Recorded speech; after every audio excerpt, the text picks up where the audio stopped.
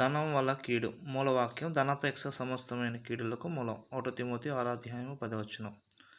Number 1, దేవుని మర్చిపోయినట్లు చేయును. ద్వితీయోపదేశకాండం 8:13-14. నెంబర్ 2, శిక్ష నొందకపోడు. సామెతలు 28:20. దేవుని రాజ్యమునకు ఆటంకం. మత్తయి సువార్త 19:23. హృదయంలో వాక్యము నిలిచి ఉండదు. మార్కు సువార్త 4:18-19. 5, శోధన ఊరి. 1 తిమోతి రాసిన పత్రిక 6:9. 6, ఉపద్రవమును వచ్చును. యాకోబు రాసిన పత్రిక 5:1-2. నెంబర్ 7, తృప్తి ఉండదు. ప్రసంగి 5:10-12.